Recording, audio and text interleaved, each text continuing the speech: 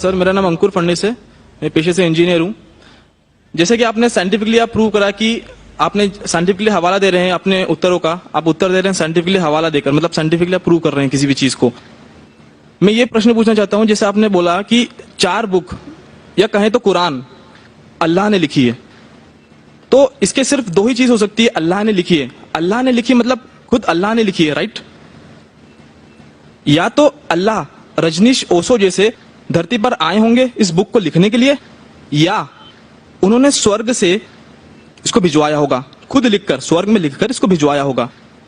क्या आप बता सकते हैं इन 2 में से कौन सा तरीका सही होगा? भाई साहब ने अच्छा सवाल पूछा है कि अगर ये अल्लाह की किताब है, अल्लाह इसके लेखक है, अगर लिखी है तो अल्लाह ने खुद धरती पे आके लिखी होंगी या स्वर्ग से लिख के भेजी होंगी। ये आपका सवाल बिल्कुल बजा है, क्योंकि आपको इस्लाम के बारे में पूरा इल्म नहीं है।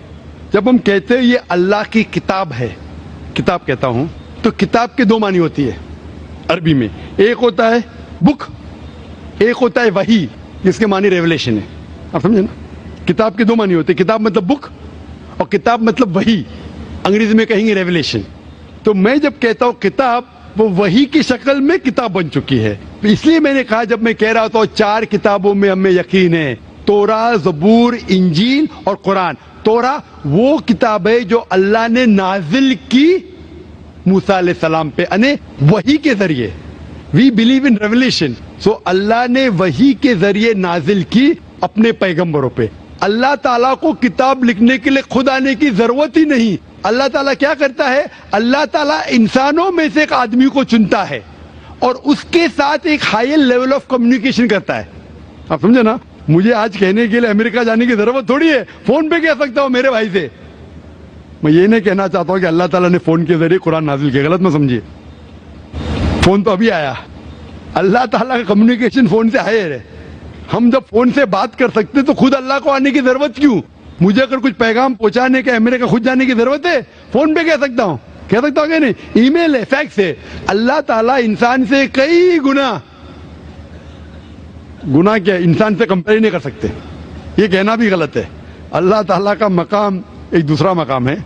अल्लाह ताला ने वही के जरिए हायर लेवल ऑफ कम्युनिकेशन, एक वही के जरिए अपने पैगंबर को अपना पैगाम पहुंचाए।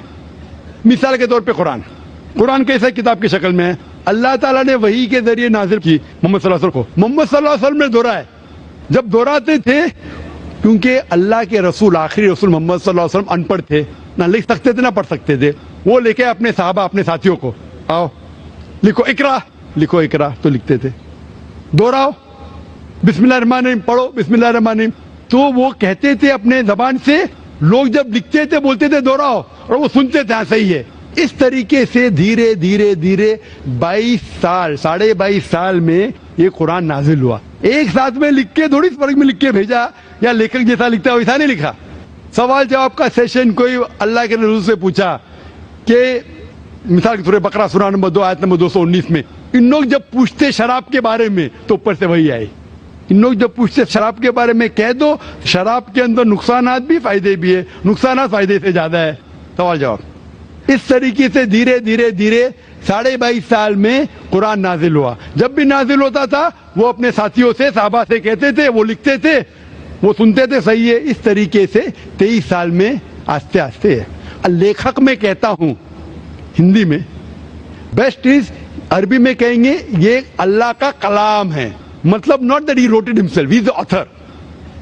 आप समझे ना? Author means he is originator, Quran originated from him. That doesn't mean he wrote it with himself with the pen. He is the author, means this book, Quran, is a wahi, a revelation revealed from Allah subhanahu wa ta'ala to his messenger, and then it came in the book form. Hope that answers the question.